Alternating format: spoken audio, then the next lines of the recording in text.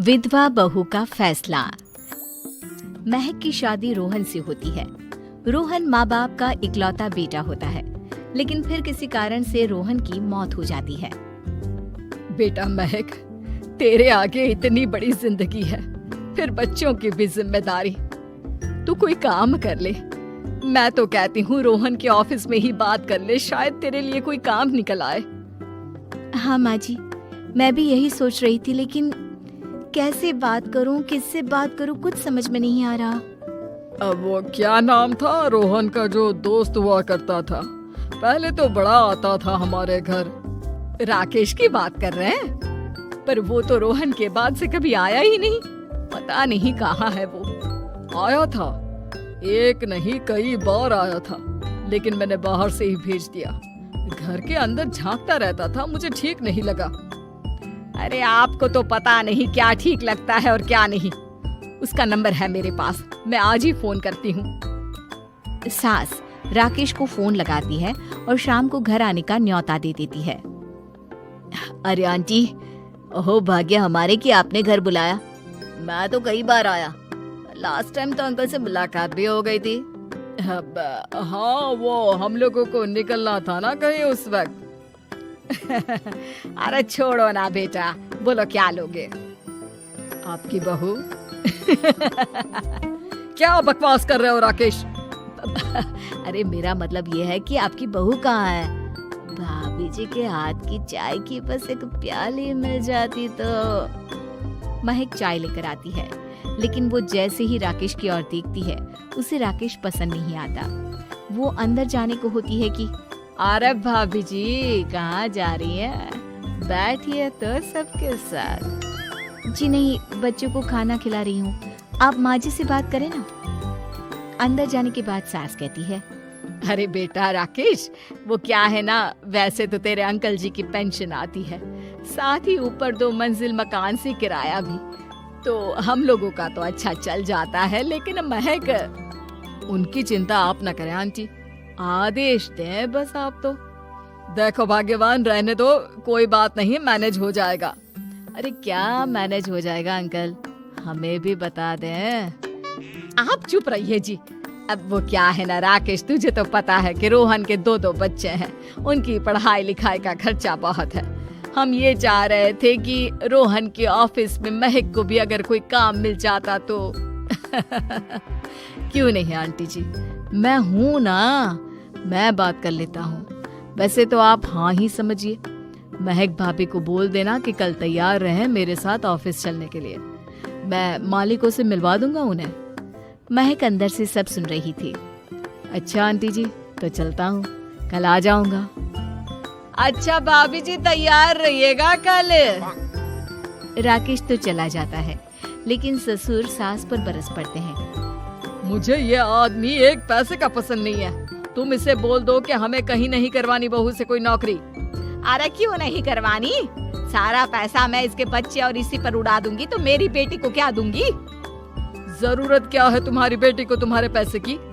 अरे वो तो पहले ही बड़े पैसे वाले घर की बहू है। अपनी बहू की सोचो जो अब तुम्हारी बेटी जैसी है। बच्चे रोहन की आखिरी निशानी है। अरे अपना भाषण अपने पास रखो। सारा दिन घर पर बैठी रोटियां तोड़ेगी, तो काम करे ना कुछ बाहर जाकर। बहू सब सुन रही होती है। वो अगली सुबह बिना मन के तैयार तो हो जाती है, लेकिन जैसे ही राकेश आता है, क्या बात है भाभी जी, रेडी हैं? तो फिर चले डेट पर, मतलब इंटरव्यू पर। महक सामने आती है कि सामने ससुर जी खड़े होते हैं। हाँ महक बेटा, आओ चलते हैं, मैं भी चल रहा हूँ। ससुर को तैयार देखकर राकेश का चेहरा बन जाता है। अंकल जी, आप परेशान हो जाएंगे। अरे रहने दीजिए ना, धूप भी बहुत है। वैसे भी स्कूटर में तो 2 लोग ही बैठ सकते हैं ना। तो तुम चलो, मैं बहू के साथ अपनी कार से आ जाता हूँ। महक ससुर जी को देखकर खुश हो जाती है, उसे शांति हो जाती है। वो लोग रोहन के ऑफिस जाते हैं, जहाँ बॉस कहते हैं, नमस्ते अंकल। नमस्ते महक, कैसे हैं आप लोग? रोहन का सुनकर बहुत दुख हुआ अंकल। वैसे कैसे आना हुआ? बेटा, क्या हमारी बहू के लिए तुम्हारी ऑफिस में कोई काम मिल सकता है? हमने राकेश से इसी सिलसिले में तुमसे बात करने को कहा था। उसी के कहने पर हम दोनों तुमसे मिलने आए हैं। राकेश ने तो कोई बात नहीं की, ऊपर से उसने तो आज की छुट्टी ले रखी है, ऑफिस भी नहीं आया। बोल रहा था जरूरी काम से जाना है। महक और ससुर एक दूसरे को देखने लगते हैं।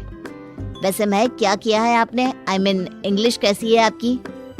महक बॉस से अपनी पढ़ाई लिखाई और क्वालिफिकेशन के बारे में सब कुछ बताती है। ग्रेट, आपके लिए काम तो है लेकिन ऑफिस में नहीं।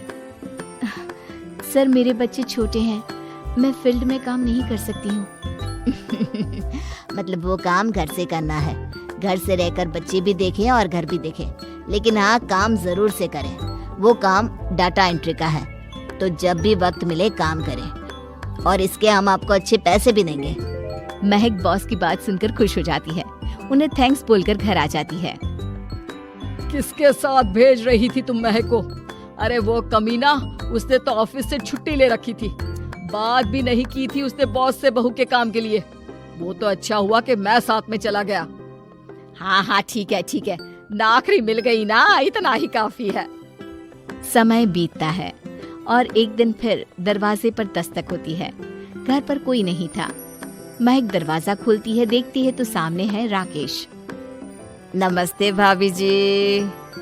नमस्ते, घर पर कोई नहीं है, आप कल आइएगा। अरे अरे अरे, कैसी बात कर रही हैं भाभी जी, हम तो आपकी मदद के लिए आए हैं। वो क्या है ना, अंकल जी का फोन आया था कि आपको किसी मदद की जरूरत है। महक को आश्चर्य होता है कि उसके ससुर ने राकेश को फोन क्यों किया। वो ससुर जी को फोन करती है लेकिन फोन नहीं लगता। नहीं, हम लोगों को किसी भी चीज की जरूरत नहीं है, आप जा सकते हैं। अच्छा, एक कप चाय तो पिला दीजिए। महक चाय लेकर आती है। चाय पीने के बाद, रोहन मेरा बहुत अच्छा दोस्त था, उसने मुझसे कहा था कि वो रहे ना रहे, उसके घर वालों का, खास करके आपका ख्याल मुझे ही रखना है। तो मैं कल फिर आऊंगा भाभी जी। नहीं, माता पिताजी है नहीं, वो 4-5 दिन बाद आएंगे। आप उन लोगों के आने के बाद ही आइएगा। मुझे ये सब ठीक नहीं लगता। अरे छोड़िए ना भाभी जी, लोगों का तो काम है कहना। मेरा मतलब है वो तो बोलते ही रहेंगे। आता हूँ मैं कल। महक को अब गुस्सा आ जाता है। हमेशा शांत और मधुर बोलने वाली महक पहली बार जिंदगी में फैसला लेती है, और फैसला होता है राकेश को सबक सिखाने का। बड़े बेशर्म हैं आप। किसने कहा आपको कि आप आए? अरे भैया, साफ साफ बोला ना कि नहीं जरूरत है किसी की मदद की। मैं अकेले सक्षम हूँ अपना घर संभालने के लिए। आज आखिरी बार बोल रही हूँ, इस घर की तरफ आँख उठाकर भी देखा ना तो देख लेना,